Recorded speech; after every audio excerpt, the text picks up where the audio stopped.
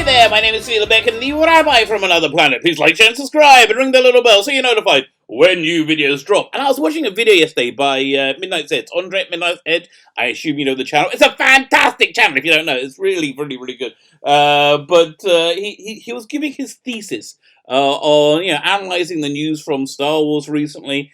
What Kathleen Kennedy's plan was. What was she thinking? Now I know we all have an idea what she was thinking. We know that the entertainment industry, and let's say Hollywood in general, are like very, very committed to this social engineering. To redefine the world by influencing generations via popular media. That's really what they want to do because they think the world is very, very bad because they're crazy. But that's one reason why the quality of our franchises have really taken a massive nosedive. But I think it's more than that. Yeah, it's more than just the quality is taken a nosedive. Yeah, and I think Andre's thesis is a very good one, but I think he missed the headline, which gives us like the actual central reason why everything's going wrong. And with that, we can actually come up with an idea on how to stop it going wrong. It's actually quite a good fixable plan how we can stop this happening. Whether these things can be revived or not, I really don't know. I really don't know if Star Wars can be revived. I think Star Trek probably can.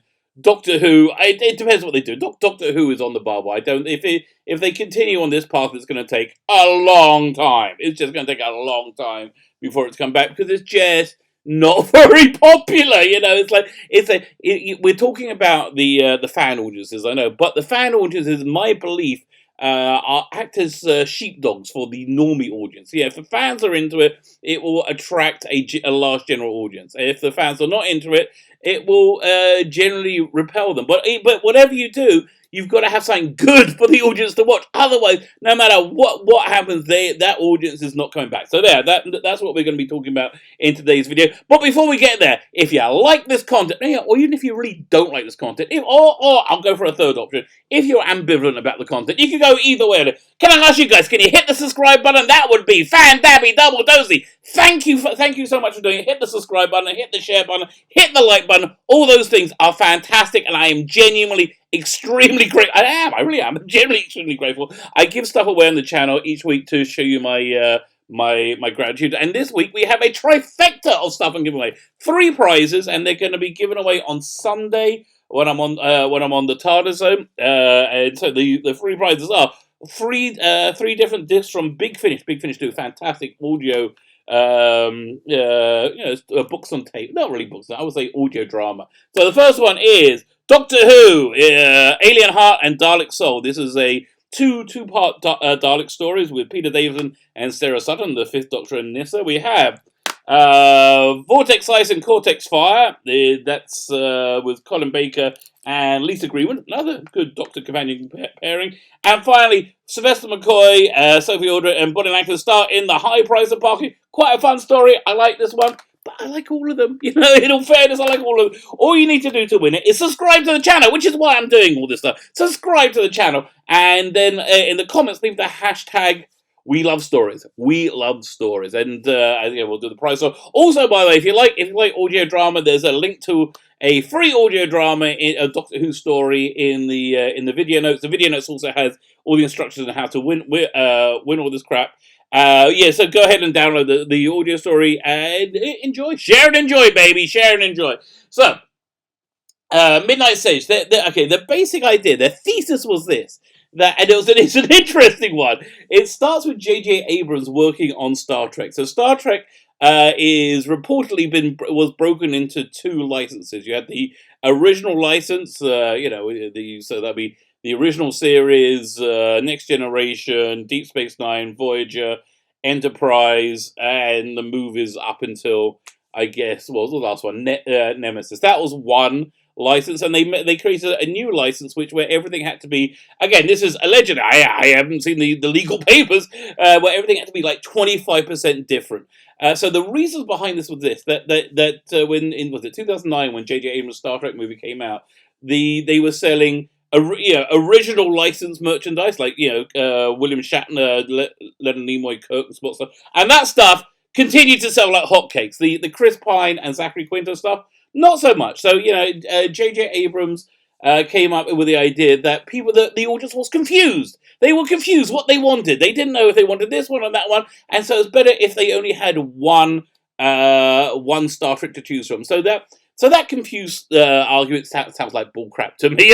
No one's confused. No one's confused when they see Chris Pine and they see William Shatner wearing roughly the same clothes. Yeah, no one is confused. So I think what was going on is J.J. Abrams would say he didn't want them to have a choice. He figured if there was only one Star Trek, they'll buy his Star Trek, and if they aren't buying his Star Trek, they're going to lose out. They're not going to. Yeah. That money still goes to CBS, so because it's the original franchise, which is I think why they really worked hard to destroy that original franchise since they had it, because the bottom line is they want to sell you crap, and selling you crap is so important to genre movies. Star Wars exists because George Lucas had the insane foresight, to which he must have done accidentally, to retain merchandising rights. He figured he would be able to sell T-shirts and be able to make a sequel to Star Wars, which was apparently going to be based on Splinter of the Mind's Eye.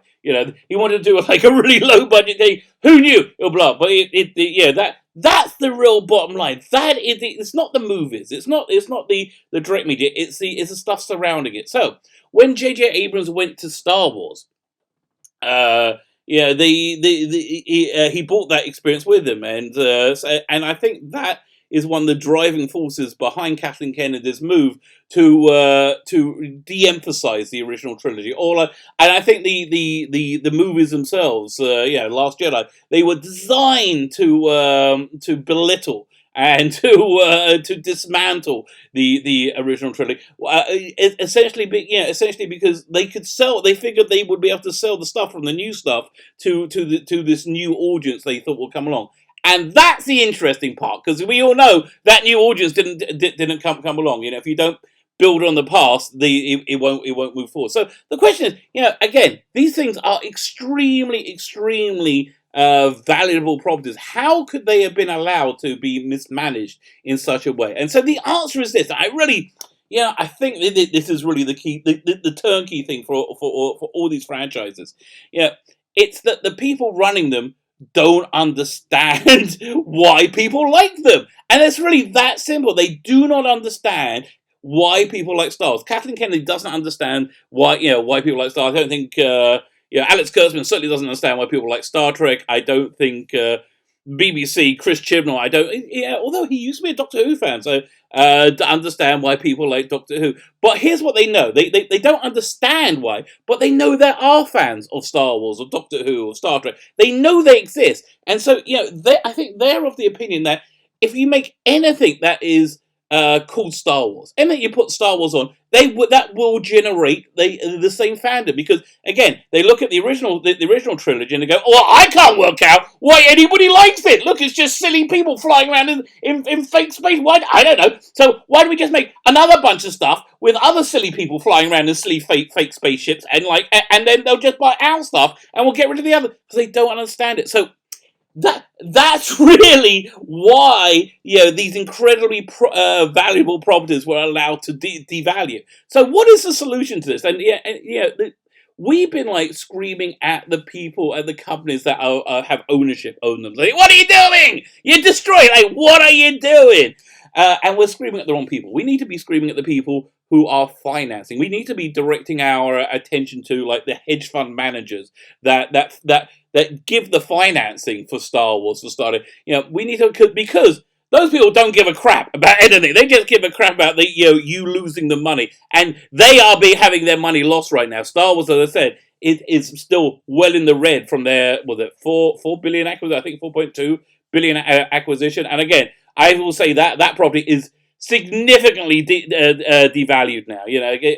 So here's what we need to do. We need to focus to the money men and say, listen, you need a service. You need an audience appraisal service, an audience liaison service, a service that will map a particular fandom and will give you the demographic geography of it, which will be fascinating data in of itself. I think you'd have to interview 1,000, 2,000 people to get that data, and this is very valuable data. We would finally know how Jodie Whittaker's Doctor Who is doing. Because we have we have some metrics. We have the viewing figures, which are objectively awful. We have the lack of trending, but we don't know how the fandom breaks down. My guess is it's about is very low now. I reckon it's about 10-15% in the can for this iteration of Doctor Who. About 25%, 25 to 30% vehemently against, and the people in the middle, I think, are not looking at it favorably right now. Well,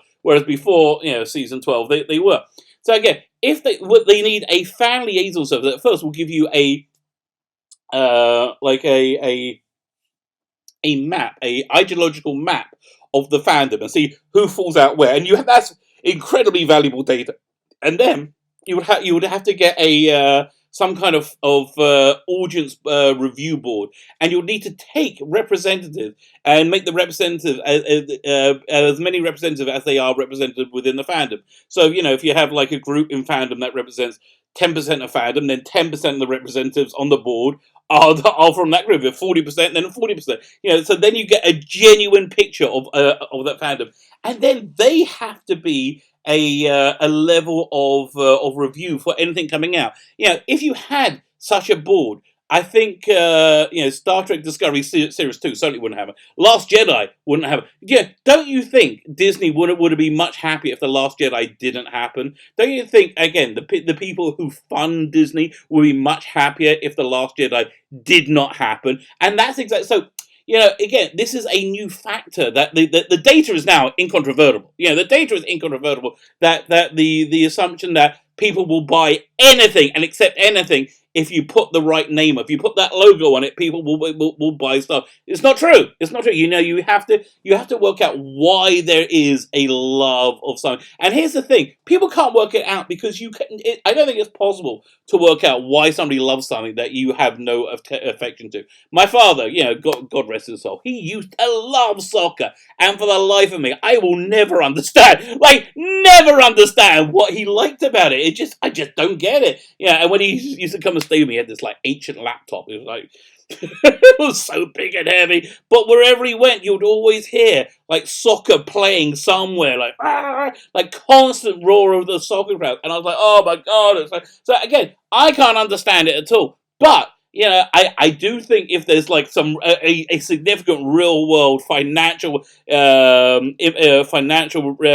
ramification from not understanding it, I think we got to get people to understand it. So this is basically my point. We need to get this idea to the hedge fund managers and say, you've got to offer your clients a way of not having their investments devalued by morons who don't understand the thing. It doesn't matter you don't understand it. It doesn't matter why you don't understand why anybody would like Star Wars. You've got to find somebody who does like Star Wars, and you've got to institute that as part of your decision-making systems to avoid this happening again. And again, I think if you go for the money, if you focus on the money, you may actually be able to get the result you want. So there you go. Thank you, Andre, Midnight Sage. Fantastic video. I do think you missed a headline, and that was the headline. My name is Sheila Beck, and the Rabbi from Another Planet. Please like, share, subscribe, ring the little bell so you're notified when new videos drop, and have yourself a fantastic day.